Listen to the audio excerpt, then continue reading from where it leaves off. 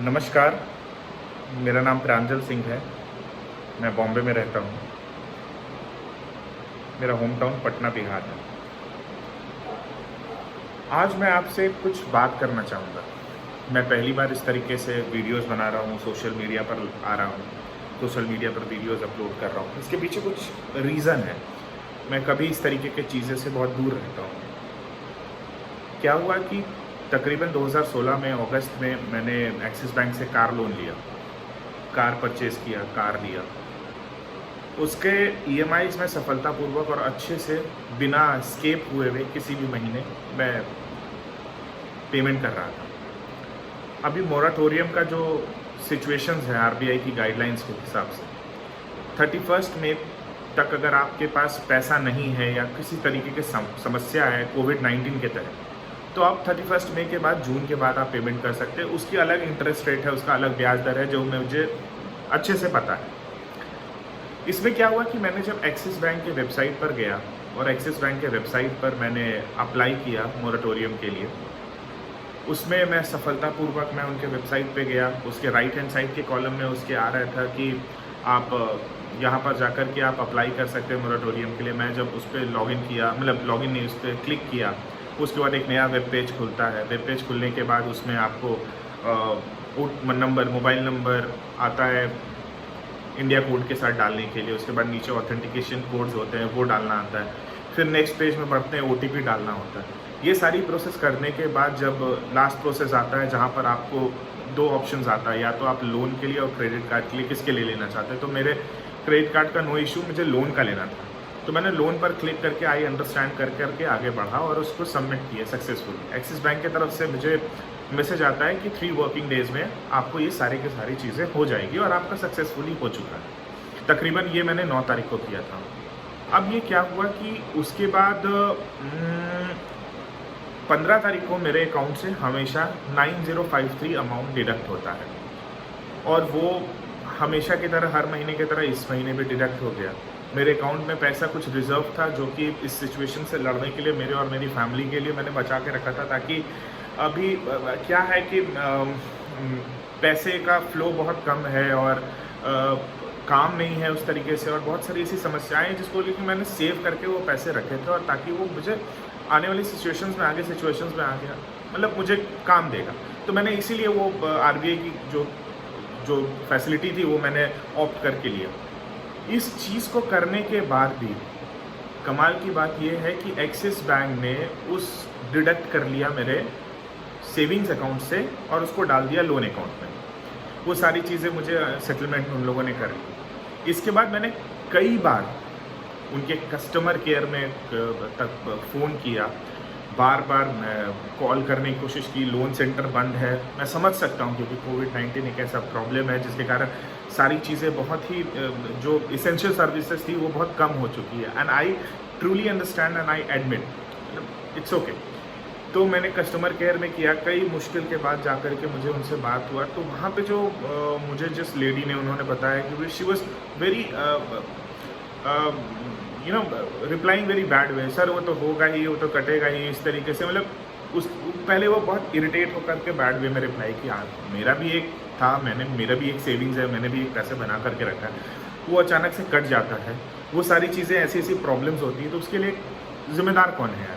मैंने बहुत जगह अपील की, बहुत सारी चीज़ें की, कोई रिप्लाई नहीं आया। और ये ऐसा मेरे साथ ही नहीं हो रहा है, it's not about me, it's about many other banks are doing. जैसे मैं नाम नहीं लेना चाहूँगा, कुछ ऐसे मेरे कॉलीग्स हैं और मेरे फ्रेंड्स हैं, रिलेटिव्स हैं, जिनकी ईएमआई हमेशा हर महीने चलते रहती है। ईएमआई एक ऐसा चीज़ है कि आपकी वो लाइफ से जुड़ा हुआ है, और आप कुछ भी चाहिए होता है, there are numbers of car loans, personal loans, education loans आ गए, तो बहुत सारे हैं। मेरा अपना भाई है, उसकी एजुकेशन लोन मतलब भी चल रहा है, ही स्टडी आउट ऑफ इंडिया, तो उसका भी ये सारी चीज़ें चल रही है, तो वो उसको भी ये समस्या फेस करनी पड़ी। मेरे फादर को भी ये प्रॉब्लम फेस करना पड़ा, और कई बार सब ने, हम लोग मोराटोरियम के लिए सारे लोगों ने अप्लाई कर रखा। मेरे ब्रदर ने भी अप्लाई कर रखा, मेरे फादर ने भी अप्लाई कर रखा, मेरे फ्रेंड्स, मेरे कॉलीग्स ने भी अप्लाई कर रखा। जैसे आईसीआईसीआई बैंक हो गया, there are HSBC bank, Axis Bank. I don't know about the HDFC because I don't think so. HDFC is good bank. Somewhere I find HDFC is good because वो सुनते हैं at least customer का. Axis Bank के 2-3 cases हैं. Institutions, financial institutions like you can say that Bajaj फिंसर हो गया. बजाज एक ऐसा है जिसमें आप करने के बाद भी, मोरेटोरियम करने के बाद भी आपने सारे प्रोसेस कर लिए, आपको सक्सेसफुल हो गए, उसके बाद भी लोगों के पैसे कट रहे हैं. यार ये समय है अभी जब RBI ने ऐसी गाइडलाइंस दे रखी है, जब सारे लोगों ने कर रखा है, तो वाई दे आर डिडक्टिंग? मतलब हु इज़ रिस्पॉन्सिबल? क्या ये जो इंस्टीट्यूशंस और बैंक्स हैं ये गवर्नमेंट के पॉलिसीज़ को नहीं मान रहे हैं, या गवर्नमेंट इस पर पर्टिकुलर एक्शन, स्ट्रिक्ट एक्शन नहीं ले रही है? ये किस तरीके से ये प्रॉब्लम हो रहा है, और ये प्रॉब्लम आम आदमी को हो रहा है. जैसा कि मैं बॉम्बे में रहता हूँ, मेरे बिल्डिंग में एक पॉजिटिव केस पाया गया है और मेरा बिल्डिंग पिछले 18 दिन से सील है. मैंने कस्टमर केयर में कॉल किया तो उन्होंने बोला कि सर आप नियरेस्ट ब्रांच विज़िट कर लीजिए, आप ये सारी चीज़ें कर लीजिए. मैंने नियरेस्ट ब्रांच में ब्रांच मैनेजर को ही फ़ोन करना चाहा क्योंकि I am having the number, मैं एक लॉयल कस्टमर था, तो उन्होंने कर, पर वहाँ से भी कोई रिस्पॉन्ड नहीं आया, किसी ने फ़ोन नहीं उठाया.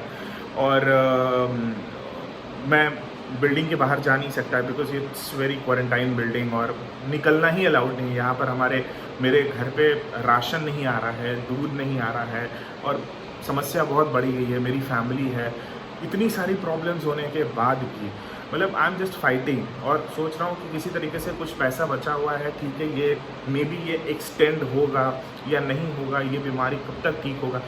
जस्ट अ सेविंग्स जो बचा के रखा था, आने वाले समय में वो काम देगा. मुझे EMIs देने में कोई प्रॉब्लम नहीं है, मुझे एक्स्ट्रा इंटरेस्ट देने में कोई प्रॉब्लम नहीं है. जो भी बैंक्स के रूल्स होंगे मैं प्रॉपरली उस चीज़ को फॉलो करते हैं. लेकिन इसके बावजूद भी एक्सिस बैंक ने इस चीज़ को इंटेंशनली पैसे काटा. उसने कन्फर्मेशन दिया कि आपका सक्सेसफुली मोरेटोरियम हो चुका है, OTP आया, सारी चीज़ें आई, सब कुछ हो गया है, लेकिन उसके बाद भी एक्सिस बैंक ने इस चीज़ को ज़बरदस्ती काटा. मैं जानना चाहता हूं कि मैं ही नहीं, ऐसे कई सारे लोग हैं, ऐसे कई लोग हैं जिनकी ये सारी समस्याएं और इस तरीके के प्रॉब्लम्स हो रहे हैं. इसका सॉल्यूशन क्या है? गवर्नमेंट अथॉरिटीज़ अभी इतनी प्रोएक्टिव नहीं है जो इस पर तुरंत एक्शन ले सके. कैसे समस्या होगा? आई थिंक सो कि मतलब एक्सिस बैंक जैसे बैंक्स ऐसे हैं जो रेनाउंड बैंक्स हैं, बहुत अच्छे बैंक्स हुआ करते हैं, वो अगर ऐसा करेंगे तो फिर बाकी अदर इंस्टीट्यूशंस और बाकी अदर फाइनेंशियल बॉडीज़ कैसे करेंगे, किस तरीके से चलेंगे? एक इंसान, एक नॉर्मल इंसान के लाइफ में बहुत सारे लोन्स होते हैं, बहुत सारी EMIs होती है, जैसे हाउस लोन हो गया, कार लोन हो गया, एजुकेशन लोन हो गया, पर्सनल लोन हो गया, शादी का किसी तरीके का मिनी लोन्स होता है.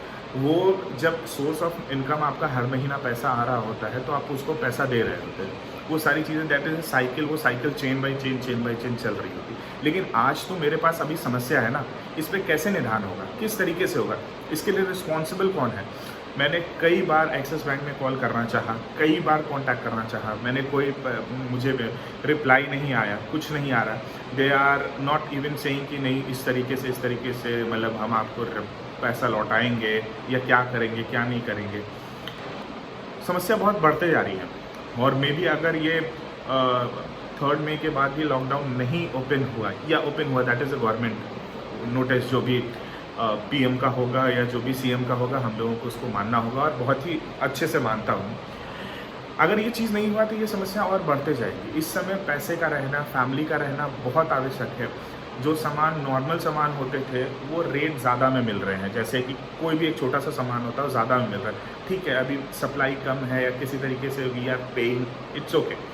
पर बैंक्स अगर इस तरीके से करेगी, फैसिलिटी RBI गाइडलाइंस के सर्कुलर के बाद, गाइडलाइंस जारी करने के बाद इस तरीके की सारी चीज़ें होंगी, तो फिर प्रॉब्लम किसको होगा? प्रॉब्लम हम जैसे लोगों को होगा ना. We are the normal people, human beings. इस तरीके से होगा. मेरे जैसे 1000 लोग हैं, मैं चलो ठीक है 1 महीना मैं मैनेज कर लूँगा, लेकिन किसी का 1 महीने का भी साइकिल नहीं चल रहा है, अगर वो फाइनेंस पैसा नहीं आ रहा, चीज़ें नहीं आ रही, रिस्पॉन्सिबल कैसे? आज लोग, मजदूर, सारी चीज़ें रोड पर उतर आ रहे हैं. इस तरीके ये सारी घटनाएं हो रही. Government also have to think. इस तरीके के ऐसे बैंक्स के खिलाफ आपको कड़े से कड़े एक्शन लेने चाहिए. आज मेरे साथ हुआ है, कल होकर किसी के साथ होगा. Axis bank, I think so axis bank is a anti national bank. This is, I am just saying, axis bank is a anti national bank. मतलब उसने जो किया है बहुत ही ख़राब किया, बहुत ही प्रॉब्लम्स के साथ किया. जितनी भी प्रॉब्लम्स आए हैं वो मैं झेल रहा हूँ. आने वाले महीने में अगर पैसा नहीं आएगा, पैसा फ्लो नहीं होगा, हमारी वेजेस नहीं आएंगी, मेरा जो काम है, मेरा जो बिज़नेस है, मेरा जो किसी तरीके का जो भी चीज़ काम है वो नहीं आएगा, तो वो कहाँ से होगा। मैं एज अ फिल्म डायरेक्टर काम करता हूँ, फिल्म प्रोडक्शंस है मेरे, फिल्म बनाता हूँ। अभी क्या है कि सिचुएशंस ऐसे फिल्म्स एड्स किसी तरीके की कोई चीज़ नहीं बन रही, तो वो पैसा आ नहीं रहा है। समहाउ आपके पास जो सेविंग्स है, किसी तरीके से चीज़ें हैं, वो सारी है। अभी हम लोग पूरे इंडियंस को एक साथ मिल करके इसके खिलाफ फाइट कर रहे हैं। We are ready, whatever our PM, whatever our CM, whatever the authority bodies, whatever everybody is saying, government people are saying, policemen, doctors are saying, we are obeying. But institution bank like this kind of a bank who are cheating to people, fraud कर रहे हैं लोगों के साथ, ये बहुत ख़राब है और इस चीज़ को बंद करना होगा। आप और हम मिल करके इस तरीके की चीज़ें बनाते हैं। अगर आपके साथ भी ऐसा कुछ हुआ है, अगर आपके साथ भी ऐसा कुछ हुआ है, तो प्लीज़ आप वीडियो बना करके भेजिए, ताकि हम इस वीडियो को उन लोगों तक पहुंचा सके, उन गवर्नमेंट बॉडीज तक पहुंचा सके, वहां तक पहुंचा सके जहां तक लोग सुनने के लिए कोई तैयार हो कि ऐसा पैसा जो कट रहे हैं, ये सारी चीज़ जो RBI के गाइडलाइंस नहीं माने जा रहे हैं, ये सारी चीज़ें जो हो रही है, उसका जिम्मेदार कौन है। आई होप कि मेरे से अगर कुछ गलत बोला, अगर मैं कुछ गलत बोला हूँगा तो मैं उसके लिए क्षमा मांगता हूँ। पर मैं बेहद दुखी हूँ कि मेरे जो मैंने इतनी चीज़ मोरेटोरियम करने के बाद, मैं भारत का नागरिक होने के बाद, जो भारत की संविधान मतलब जो भारत का कानून कहता है, उसने जो भी कहा, RBI ने जो भी कहा, मैंने वो किया। उसके खिलाफ इस एक्सिस बैंक ने जो चीज़ किया, उसके लिए मैं बहुत दुखी हूँ और इस तरीके से मुझे बहुत प्रॉब्लम हो रही है। एक्सिस बैंक जैसे बैंक हो गए, बजाज फिंसर्व जैसे हो गए, ICICI हो गए, HSBC हो गए।